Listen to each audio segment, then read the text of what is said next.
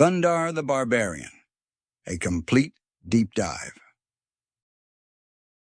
Welcome.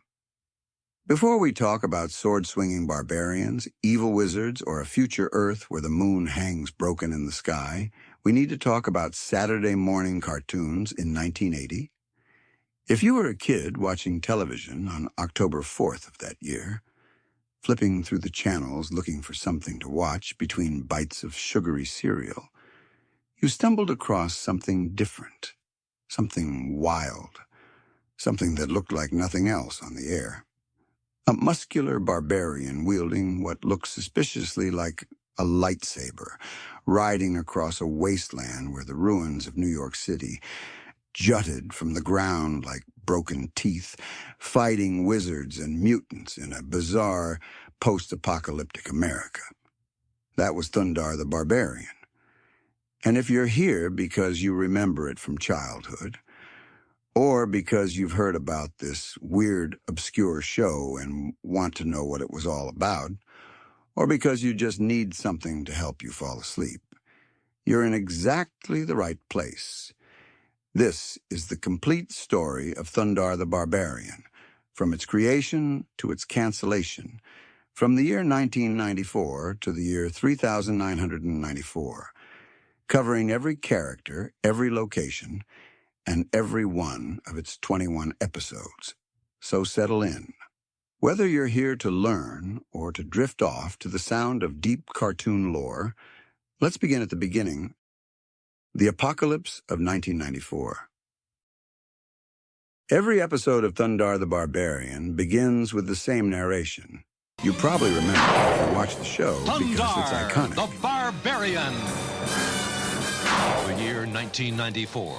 From out of space comes a runaway planet, hurtling between the Earth and the Moon, unleashing cosmic destruction.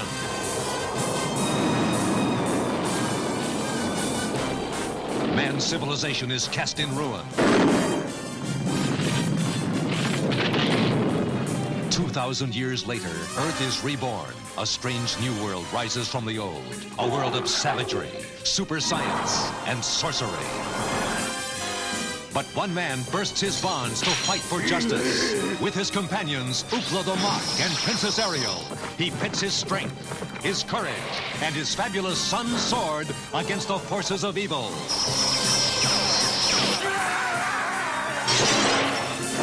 He is Thundarr the Barbarian.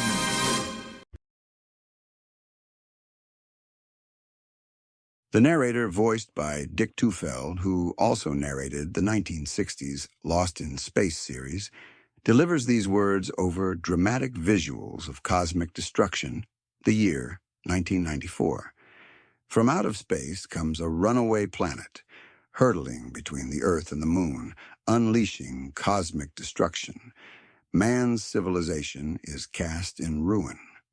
2,000 years later, Earth is reborn. A strange new world rises from the old, a world of savagery, super science, and sorcery. But one man bursts his bonds to fight for justice. With his companions, Ookla the Mok and Princess Ariel, he pits his strength, his courage, and his fabulous Sunsword against the forces of evil. He is Thundarr the Barbarian. That's your setup. In 1994, just a few years in the future, from when the show aired, everything went wrong. A rogue planet, never explained, never given a name, came flying through the solar system. It passed between Earth and the Moon, and the gravitational forces involved were catastrophic. The Moon didn't just crack. It shattered into two massive pieces that now hang in the sky like a broken promise. The tidal forces alone would have been apocalyptic. Massive earthquakes, tsunamis that drowned entire continents. The atmosphere torn apart volcanoes erupting worldwide. It's the kind of extinction-level event that doesn't leave survivors. Except, somehow, humanity survived. Barely civilization collapsed completely. Technology was lost. Cities were destroyed. The few humans who made it through the initial catastrophe were scattered across a ruined planet, trying to survive in a world that had become hostile and alien. Who is Thundarr? 2,000 years passed. By the year 3994, when the show takes place, Earth has stabilized into something new. The planet is habitable again, but it's nothing like the world that was destroyed. The ruins of the old civilization are everywhere, half-buried, overgrown, repurposed by the survivors' descendants. And in those ruins, strange things happened, magic emerged. Or perhaps it was always there, and the collapse of technology allowed it to flourish. Science and sorcery blended together in ways that shouldn't work. But mutants evolved. New species arose, and humanity adapted to survive in a world that has become equal parts fantasy and science fiction. The world is divided into territories ruled by wizards, powerful sorcerers who command magic and control remnants of pre-catastrophe technology. These wizards are tyrants, oppressing normal humans, enslaving them, and using them for their schemes. Think warlords. But with spells and laser weapons, and it's in this world that our story takes place. Thundarr is the hero of our story, a barbarian in the classic sword and sorcery tradition. He's voiced by Robert Ridgely, who brings a deep, authoritative voice to the character physically. Thundarr is exactly what you'd expect from a barbarian. He's muscular, nearly shirtless except for a fur vest and leather straps, wearing boots and a headband. He has dark hair and a determined expression. He looks like Conan the Barbarian, which is entirely intentional, because Conan was a huge influence on this show. But Thundarr isn't just a generic muscle-bound warrior. He has a specific backstory that's gradually revealed throughout the series. Thundarr was a slave. He was owned by an evil wizard named Sabian, forced to fight in gladiatorial combat or whatever other tasks his master demanded. Slavery is common in this future Earth, and Thundarr experienced the worst of it. But he was freed by Sabian's stepdaughter, a sorceress named Princess Ariel, who saw something in this barbarian slave that made her risk everything to help him escape. When Thundarr gained his freedom, Ariel gave him a weapon, the Sunsword. This isn't just any sword. The Sunsword is a hilt that, when activated, projects a blade of pure energy. It's golden white, brilliant, and it can cut through almost anything. It can deflect energy blasts and magical attacks. It can disrupt spells, and it's magically linked to Thundarr, meaning only he can use it effectively. If someone else tries to wield it, the weapon won't respond properly. The Sunsword is, let's be honest, basically a lightsaber. This show aired just a few years after Star Wars revolutionized popular culture, and the influence is obvious. But the Sunsword isn't just a copy. It's a fusion of magic and technology from the old world, a unique weapon in a unique setting. Thundarr has a personality that's straightforward and noble. He's not complicated. He sees evil. He fights it. He sees people in danger. He helps them. He's loyal to his companions and respectful of knowledge, even though he himself is largely uneducated about the old world. He frequently uses catchphrases that became iconic among fans. Demon dogs, he'll shout when frustrated. Lords of light when invoking higher powers. And his battle cry, a distinctive ah-ee that accompanied him charging into combat. Thundarr doesn't know much about the world before the catastrophe. He can't read the old languages. He doesn't understand the technology. That's where his companions come in. Princess Ariel. Princess Ariel is the brains of the operation, voiced by Nellie Bellflower.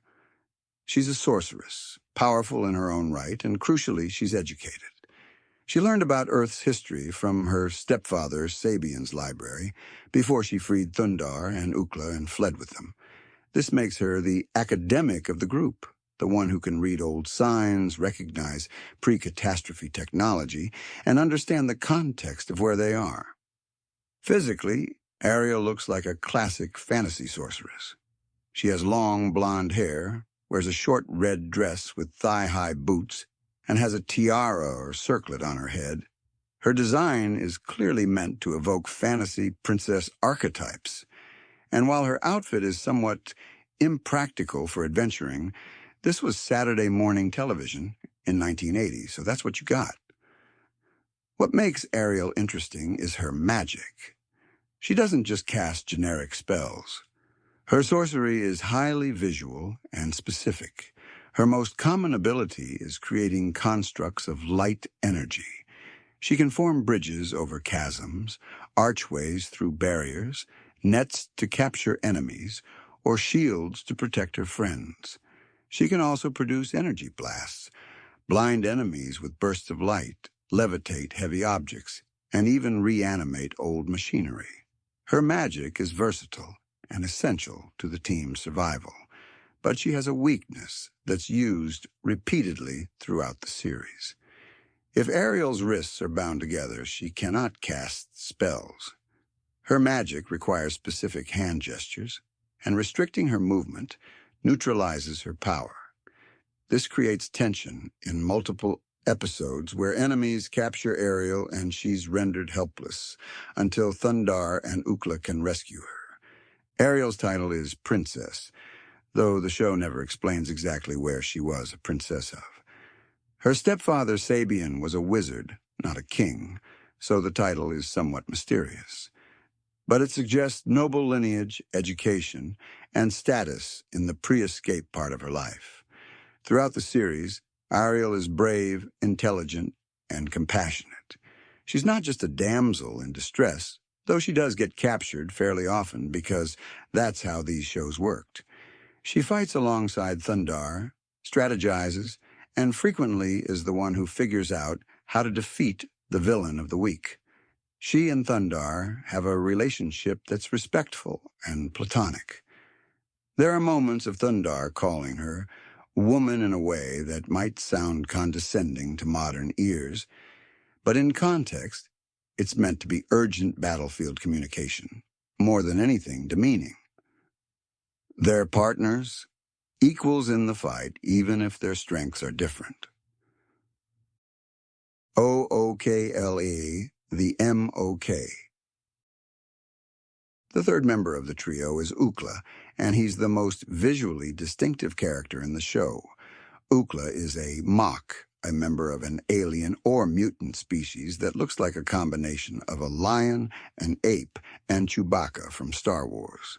He's massive, covered in tawny yellow fur, with fangs, claws, and glowing yellow eyes. He walks upright, but has a bestial appearance. He's voiced by Henry Corden, who would later become the voice of Fred Flintstone. And Ookla communicates primarily through growls, roars, and grunts that somehow Thundarr and Ariel understand perfectly. Like Thundarr, Ookla was a slave in Sabian's court until Ariel freed him. The backstory suggests that Thundarr and Ookla bonded during their enslavement, becoming friends before their escape.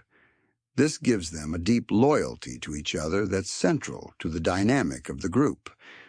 Ookla is the muscle of the team, even more so than Thundarr. He's incredibly strong, capable of ripping up trees or chunks of wreckage to use as clubs. He's also shown using a longbow on occasion, firing arrows that can paralyze enemies, but his primary role is close combat, charging into battle and overwhelming opponents with raw strength. He's also the most impulsive member of the team, quick to anger and likely to charge headlong into danger without thinking it through. The Mok species has its own culture. They live in their own territories, ruled by a king. They have a deep fear and hatred of water, preferring to face overwhelming odds in battle rather than wade through even a stream to escape. This aquaphobia is used as a plot point in several episodes. On rare occasions, Moks can be convinced to travel by water if the stakes are high enough, but they'll be miserable the entire time. What's interesting about Ookla is that he's clearly inspired by Chewbacca from Star Wars, the big furry companion who's loyal, strong, and communicates in a language the heroes understand, but the audience doesn't. But Ookla has his own personality and cultural background that makes him more than just a knockoff. He's a character in his own right, and fans of the show remember him as fondly as they remember Thundarr and Ariel. The Sunsword. Let's talk more about Thundarr's primary weapon because it's one of the most iconic elements of the show. The Sunsword is a technological artifact from before the catastrophe, possibly military technology, possibly something else entirely. The show never fully explains its origin. What we know is that it's incredibly powerful, and unlike anything else in the wasteland, the hilt is about the size of a normal sword grip, made of metal with some kind of control mechanism. When Thundarr activates it, an energy blade extends from the hilt. This blade is usually depicted as golden yellow or white, glowing brilliantly. It's not a solid object, but rather some form of contained energy. Similar to a lightsaber, but with its own unique visual design, the blade can cut through stone, metal, and most materials effortlessly. It can deflect energy weapons and magical attacks, which makes it invaluable against the wizards Thundarr faces. When Thundarr holds the sword up to block a spell or an energy blast, the blade absorbs or redirects the attack, keeping him safe. The Sunsword can also disrupt magical spells and effects. If a wizard is casting an enchantment, Thundarr can often break it by striking the source with his sword. This makes the weapon both offensive and defensive, a perfect tool for fighting sorcerers who would otherwise be untouchable by normal means. The magical link between Thundarr and the Sunsword is crucial. In at least one episode, an enemy tries to take the sword and use it against Thundarr, but the weapon won't respond to them. It only activates properly for its bonded wielder. This link can be disrupted by powerful magic, which happens occasionally, forcing Thundarr to fight without his primary weapon until the connection is restored. The Sunsword is more than just a weapon. It's a symbol of Thundarr's role as a hero. He burst his bonds, as the narration says, broke free from slavery. And now he uses this powerful artifact to fight for justice and protect the innocent. The sword represents his transformation from slave to champion, and it's central to his identity throughout the series. The world and its ruins. One of the most visually striking aspects of Thundarr the Barbarian is its post-apocalyptic setting. The show doesn't just create a generic fantasy world, it specifically uses the ruins of recognizable American landmarks and cities, transformed by 2,000 years of abandonment and the catastrophe's aftermath. In the very first episode, The Secret of the Black Pearl, the action takes place in the ruins of Manhattan. The city is now called Manhat by the survivors, and the landscape is almost unrecognizable. Buildings are half collapsed. The Statue of Liberty's head is used as a dwelling or landmark. Streets are buried under debris and vegetation, and in the distance, broken pieces of the skyline jut up like the bones of a dead giant. Other episodes feature ruins of Las Vegas, where casinos and neon signs are repurposed by wizards for their lairs. Los Angeles, where the Hollywood sign is barely visible among the devastation. Mount Rushmore, where the giant carved faces of presidents overlook a changed world. The Grand Canyon, Cape Canaveral, where old NASA facilities still stand, and Washington, D.C., where the Capitol building and monuments are haunting reminders of what was lost. The show even goes international occasionally, with episodes set in the ruins of London or Mexico, showing that the catastrophe and its aftermath were global, not just American. This use of real landmarks does several things. First, it grounds the show in a recognizable reality, even though the setting is pure fantasy. Kids watching could imagine their own cities or towns in ruins, could wonder what would happen to familiar places in this kind of apocalypse. Second, it creates a sense of loss and nostalgia. These landmarks represent human achievement, art, engineering, and culture, and seeing them broken and repurposed emphasizes how far civilization has fallen. Third, it's just visually interesting.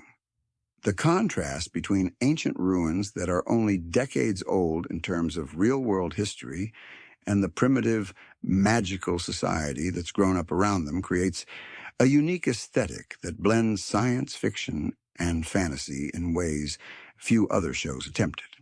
The show also features new elements of this world that didn't exist before the catastrophe. The broken moon hanging in the sky is visible in almost every exterior shot, a constant reminder of what happened. New species of animals and mutants have evolved or been created by radiation or magic or both. There are creatures like Karoks, humanoid crocodiles who serve evil wizards, groundlings, rat-like humanoids who live in tunnels, man-apes, exactly what they sound like, and dozens of other bizarre creatures that populate this strange Earth. Jack Kirby and Alex Toth. Before we get into the episodes themselves, we need to talk about the artists behind the show's look, because they're legendary in the comic book and animation worlds. The three main characters, Thundarr, Ariel, and Ookla, were designed by Alex Toth. Toth was a master illustrator who worked extensively in both comics and animation. He had a style that emphasized simplicity and clarity, using bold lines and minimalist details to create characters that were instantly recognizable and animated beautifully. Toth's designs for the heroes are iconic, striking that perfect balance between realistic and stylized. However, Toth left the project early on to work on other things. The producers needed someone to design the villains, secondary characters, vehicles, and environments for the show. So they brought in Jack Kirby. If you know anything about comics, that name should make you sit up and pay attention. Jack Kirby was called the King of Comics, for good reason. He co-created or helped create an absurd number of Marvel Comics characters, including the Fantastic Four, the X-Men, the Hulk, Thor, Iron Man, Captain America's modern iteration, and dozens more. He also created the new gods for DC Comics, introducing cosmic concepts and characters that are still being used today. Kirby's style was distinctive, blocky and dynamic, with characters that looked powerful and machines that looked impossibly complex. Kirby brought that aesthetic to Thundarr the Barbarian. If you watch the show and pay attention to the villains, you can spot his influence immediately. The evil wizards look like they stepped out of a Kirby comic, with elaborate costumes, strange headpieces, and dramatic poses. The technology has that Kirby tech look, covered in what fans call Kirby dots, small circles that suggest energy or power, with designs that are both futuristic and archaic. Kirby designed dozens of characters for the show, not just the main villains, but also background characters, guards, mutants, and more. The production team would apparently give Kirby a basic description of what they needed, and he'd hand back a dozen character designs before they finished explaining he worked quickly and prolifically, bringing his comic book sensibilities to Saturday morning animation. Having both Toth and Kirby involved in the show's design gave it a visual richness that most Saturday morning cartoons lacked. The heroes had clean, iconic designs that animated smoothly. The villains had complex, memorable designs that made each episode feel distinct, and the world itself felt like a living, breathing place with history and detail. Comic book fans watching the show recognized the pedigree immediately, and even casual viewers could tell this show looked different from its competitors. Ruby Spears Productions.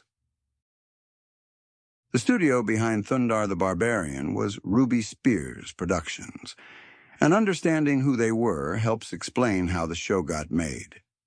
Joe Ruby and Ken Spears were veteran animation writers who had worked for Hanna-Barbera, one of the dominant animation studios of the 60s and 70s. At Hanna-Barbera, Ruby and Spears created Scooby-Doo, Where Are You?, the show that launched one of the most enduring franchises in animation history. After their success with Scooby-Doo, Ruby and Spears left Hanna-Barbera in 1977 to form their own studio, Ruby Spears Productions. Their goal was to create high-quality animated shows for Saturday morning television, and they wanted to push boundaries beyond what Hanna-Barbera had been doing. Ruby Spears produced several shows, but Thundarr the Barbarian was one of their most ambitious. They assembled a team of talented people, brought in Kirby and Toth for design work, and hired Steve Gerber as the show's creator and head writer. Gerber was a comic book writer known for his work on Howard the Duck, Man-Thing, and other Marvel titles. He brought a sensibility to the show that was more sophisticated than typical Saturday morning fare, with stories that had actual stakes and characters who weren't just one-dimensional archetypes. The writing staff also included Mark Evanier, a prolific animation and comic writer who had worked with Kirby extensively, Martin Pascoe, who wrote Superman comics, and Roy Thomas, a legendary editor and writer who had launched Marvel's Conan the Barbarian comic, making his involvement in a barbarian cartoon particularly fitting. Despite all this talent, Ruby Spears Productions was relatively small and operating on a Saturday morning cartoon budget. The animation quality varies, with some episodes looking better than others depending on which overseas studio did the actual animation work, but the designs, writing, and voice acting were all top-notch for the era, and the show's ambition is clear in every episode. Ruby and Spears themselves considered Thundarr the Barbarian to be their best project. They put more effort into it than almost anything else they produced, and it shows. The series has held up remarkably well decades later, while many of their contemporaries have been forgotten. The formulaic but fun structure. Most episodes of Thundarr the Barbarian follow a recognizable pattern. Thundarr, Ariel, and Ookla are traveling through the wasteland, usually on horseback. They stumble across a village or settlement of normal humans, being oppressed by an evil wizard and his mutant servants or technological minions. The wizard has some scheme, usually involving a magical artifact or a piece of old-world technology, that will let him conquer more territory or gain more power. Thundarr and his companions get involved, usually by helping the villagers or being captured themselves. Ariel figures out the wizard's plan, or identifies the source of his power. There's a big action sequence where Thundarr fights the wizard's forces, while Ariel uses her magic to counter the wizard's spells. Ookla smashes things. The villain is defeated, often by destroying the artifact or technology he was relying on. The village is saved. Thundarr and his friends ride off into the sunset, or more accurately, into the next adventure. This structure is formulaic, yes, but it works. Each episode tells a complete story. You can watch them in any order and not be lost. The formula provides enough structure to be comforting while allowing for variation in the specific threats, locations, and solutions. Some episodes stick closer to the formula than others, while a few break it entirely for more ambitious storytelling. The episodes Season 1. The first season of Thundarr the Barbarian aired from October to December 1980 with 13 episodes. The series premiered with Secret of the Black Pearl, which establishes the core dynamic. Thundarr meets an old man named Tyron, who's being chased by groundlings, rat-like creatures who serve the wizard Gemini. Tyron carries the Black Pearl, an artifact that can supposedly defeat Gemini, and he's trying to deliver it to the village of Man at Thundarr. Ariel and Ookla help him, but Ariel is captured and taken to Gemini's tower. The wizard demands the pearl in exchange for Ariel's life, setting up the classic hostage situation. The episode introduces many elements that will recur throughout the series. An evil wizard, a magical artifact, Ariel getting captured, and ruins of a recognizable location. Gemini himself is interesting because his character design is pure Kirby, looking almost like Darkseid from DC Comics' New Gods. He's one of the more memorable villains from the show. Harvest of Doom follows Thundarr and his companions as they encounter Karoks, those humanoid crocodiles, who are breeding death flowers for an evil wizard. The flower's pollen can control human minds, and Ookla is captured and forced to work in the fields. The episode introduces Tai, a swamp urchin, a young person living in the ruins who helps the heroes. This becomes a recurring trope, the plucky kid who aids Thundarr. Mindok the Mine Menace is particularly memorable. The wizard Mindok lost his body over 2,000 years ago and exists as a disembodied brain in a container, immortal but helpless. In this episode, he discovers cryogenically frozen scientists from before the catastrophe at the old Cape Canaveral NASA facility. Mindok wants to force them to build him a robotic body so he can walk the earth again. This episode is pure science fiction horror, with the frozen scientists being a direct connection to the pre-apocalypse world and Mindok being a genuinely disturbing villain. Raiders of the Abyss features Thundarr battling Morag, an evil wizard who kidnaps villagers to steal their life essence for his schemes. This one's notable for being set in a deep underground area, giving a different aesthetic than the usual outdoor ruins. Treasure of the Moks is personal for Ookla because it involves his species. Captain Corden, a river pirate, seeks the legendary treasure supposedly hidden in the Mok City. She has missiles recovered from an old Navy base, which she'll use to destroy the Moks unless Thundarr stops her. This episode develops Mok culture a bit, showing their city, their king, and their fierce independence. It also explores Ookla's connection to his people, and the fact that he's chosen to travel with outsiders rather than stay with his own kind. Island of the Body Snatchers is as creepy as the title suggests, with a wizard creating duplicate bodies to replace people. Stalker from the Stars involves an alien creature that crashes in Alaska and begins hunting humans in the ruins of an old amusement park. This one's science fiction heavy, with the implication that even in this post-apocalyptic world, threats from beyond Earth still exist. Portal into Time gives us time travel, sort of, with a wizard manipulating temporal forces. Battle of the Barbarians is significant because it directly addresses Thundarr's backstory. Another barbarian named Zogar is introduced, and through the conflict with him, we learn more about Thundarr's past as a slave and his relationship with Ariel and Ookla Den of the Sleeping Demon. Features Judag, a bitter escaped slave who plans to awaken a demon that supposedly grants godlike power to whoever wakes it. This episode explores themes of revenge and obsession that give it more depth than the usual episode. Master of the Stolen Sunsword does what the title says, pitting Thundarr against an enemy who manages to take his primary weapon. This forces Thundarr to fight without the Sunsword. showcasing his skills as a warrior, beyond just the magical blade. Wizard Wars has multiple wizards fighting for control of the Helmet of Power, an artifact that magnifies magical abilities. Thundarr has to navigate between competing villains, all of whom are dangerous, to save innocent hostages.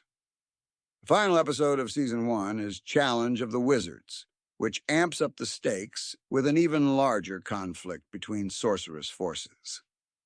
Season 2. Season 2 aired from September to October 1981 with 8 episodes. The season is shorter, likely due to network decisions about programming, but the quality remained consistent. The episodes continued the formula, while occasionally trying new things. City of Evil features a wizard enslaving villagers in an old oil refinery. Fortress of Fear involves a wizard named Octagon and his enemies, with Thundarr caught in the middle. Last Train to Doomsday has our heroes dealing with a plot involving old railway systems. Prophecy of Peril, the season and series finale, involves prophecies and mystical threats on a larger scale than usual. One standout from Season 2 is the Brotherhood of Night, set in the ruins of Washington, D.C. This episode features werewolves, an unusual supernatural element for the show, as a pack of villagers transformed into wolf creatures tries to add the wizard Infernus to their ranks. Thundarr actually ends up fighting alongside a wizard for once, though he still gets betrayed in the end. Other notable Season 2 episodes include ones set at Mount Rushmore in San Francisco's Chinatown and other recognizable locations. The show maintained its visual appeal and action throughout the shortened second season, ending on Halloween 1981. The cancellation. Despite decent ratings and a devoted fan base, Thundarr the Barbarian was canceled after just 21 episodes. The reason had nothing to do with the show's quality or popularity. ABC wanted to make room in their Saturday morning lineup for Laverne and Shirley in the Army, a spin-off of the popular sitcom Laverne and Shirley. This was a business decision, pure and simple. Network executives decided that a known property tied to a successful primetime show would draw more viewers than an original animated series, even one as unique as Thundarr. It was frustrating for everyone involved with the show. Ruby and Spears felt they were just hitting their stride. The creative team had more stories to tell. Fans wanted to see more of Thundarr's adventures. But in the world of television, especially Saturday morning television aimed at children, shows lived and died by network whims. The series did get a second life when NBC picked it up for reruns in 1983, introducing the show to a new audience and keeping it in the public consciousness. But no new episodes were ever produced. Various plans were floated over the years, including a potential newspaper comic strip that Jack Kirby worked on. But that project was canceled before it ever saw print. Kirby had drawn preliminary character work showing his interpretation of Thundarr, Ariel, and Ookla, and fans who've seen those sketches note that his version of Ookla looks almost like a different character, more bestial and less friendly than Toth's design. The legacy. Thundarr the Barbarian has endured in ways its creators probably didn't expect when it was canceled. The show has become a cult classic, fondly remembered by people who watched it as children, and discovered by new fans through reruns, YouTube, and streaming. What makes it memorable? Several things. First, the aesthetic. The blend of sword and sorcery fantasy with post-apocalyptic science fiction creates something unique. Conan the Barbarian meets Star Wars meets Planet of the Apes, all filtered through Jack Kirby's visual sensibilities. It's a combination that shouldn't work, but does second, the voice of authority and quality in the production. Having creators like Steve Gerber, artists like Kirby and Toth, and writers like Mark Evanier and Roy Thomas involved meant the show had more thought put into it than most Saturday morning cartoons. Third, the show respects its audience. It doesn't talk down to kids. The world is genuinely dangerous. Characters face real threats. The ruins of civilization are sobering reminders of how fragile human achievement is. It's a darker premise than most contemporary cartoons were willing to tackle. Fourth, it's just fun. Thundarr swinging his sunsword, Ookla smashing through enemies, Ariel casting spells, all set against backdrops of destroyed American landmarks. It's entertaining in a pure, uncomplicated way. The show influenced creators who grew up watching it. You can see echoes of Thundarr in later post-apocalyptic fiction, in shows that blend genres, in barbarian characters who fight with energy weapons. The Adventure Time animated series, for example, is set in a post-apocalyptic Earth called the Land of Oo, and the show's creator has cited Thundarr as an influence. Even though it only lasted 21 episodes, Thundarr left a mark on the landscape of animated television. Recently, there's been renewed interest in the property. In October 2025, Dynamite Entertainment announced a new Thundarr, the Barbarian comic book series written by Jason Aaron, a major comics writer, known for his work on Thor and Conan comics, with art by Kuber Ball. The series is scheduled to begin in January, bringing Thundarr to the comic book page for the first time. It's fitting that a show created by comic book talent, designed by comic book artists, and inspired by comic book characters is finally getting its own comic fans are excited, and there's hope that this might lead to even more Thundarr content in the future. Could there be a reboot? A live-action adaptation? New animated episodes? Time will tell, but the fact that people are still talking about a show that aired over 40 years ago and lasted less than half a season says something about its enduring appeal. Closing thoughts. Thundarr the Barbarian is a weird, wonderful artifact from Saturday morning television's golden age. It's a show that took risks, blended genres fearlessly, and created something genuinely unique. It had barbarians and lightsabers, wizards and mutants, the ruins of New York and Las Vegas rendered in Jack Kirby's cosmic style. It was violent for its time, with Thundarr cleaving through enemies and Ookla ripping apart foes. It had stakes, with villages destroyed and people enslaved. But it also had heart, with three companions fighting for justice and freedom, in a world that desperately needed heroes. If you've never seen Thundarr the Barbarian, seek it out. It's available on various streaming platforms and as a DVD collection. The animation might look dated, but the creativity and ambition shine through if you remember it from childhood. Revisiting it as an adult reveals layers you might not have noticed as a kid. The world building is impressive. The designs are spectacular. The voice acting is solid. And the sheer audacity of setting a barbarian fantasy in the ruins of America is still striking. And if you're listening to this to fall asleep, I hope you're drifting off with images of broken moons, energy swords, and a muscular barbarian riding across a wasteland toward his next adventure. Rest well. Dream of strange futures, and remember that even in the darkest post-apocalyptic wasteland, heroes can emerge to fight for justice, lords of light, demon dogs, Thundarr, Ookla, ride. Thank you for listening to this deep dive into Thundarr the Barbarian, one of the strangest, most memorable cartoons of the 1980s. Whether this helped you understand a cult classic or helped you fall asleep, I hope it served its purpose.